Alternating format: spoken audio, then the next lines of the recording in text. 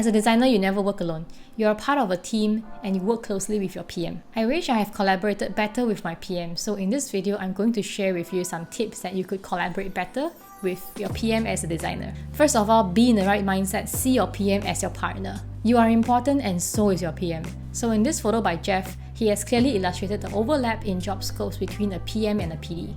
Both you and your PM will be contributing to research, workshops, and certain design processes. So it is important that you and your PM work closely together to build a successful product. Next tip is to involve your PM early in the research process. If you are a designer who's also working on the research process, before the research starts, involve your PM. Prepare the set of questions that you like to ask the users together. And once the research has started, remember to invite your PM into the interview.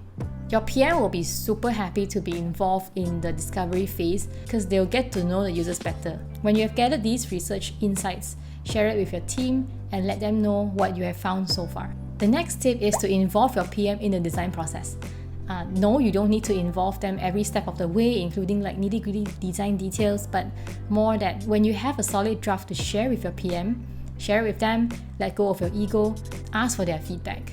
When asking for feedback, specify what exactly do you need help on so that they can give you clear feedback. From my experience working with PMs, they have been super helpful. Your PM might help you point out something that you've completely missed out during the design process. Maybe there are some missing user flows or some edge cases that you forgot to think about. And as a result, your design will be more refined. You will run into less trouble later on. So that is why it is really important to involve your PM during the design process. The next tip is to set clear next steps after each meeting. If your PM is not the one taking the notes, you could take the initiative to do that. For example, after a design critic session, you could write up a quick summary of the next steps for the meeting so that you and your PM are clear on what's next. Oftentimes, your PM could also help you point out what you have missed out during the meeting as well so that nobody misses out any important information. The next tip is to be involved in the roadmap planning. To be a better designer, you need to understand your product better and not just from a design point of view. A beautiful product will not work unless you understand the product goals as well. No, you don't need to take on your PM's job and plan the roadmap for them, but it helps to be in the know, to be in the back seat and learn from your PM. Let's say you design a beautiful product and you discovered later that your product doesn't meet the business goals. How do you prevent this from happening? During the planning phase, ask your PM product-related questions. For example, ask your PM, what is the timeline? What is the go-to-market strategy? Who is the target audience? What is the budget size? And why are some business decisions made? All these questions help you design more efficiently as you understand the product better and not just from a design perspective. And the last tip is to communicate.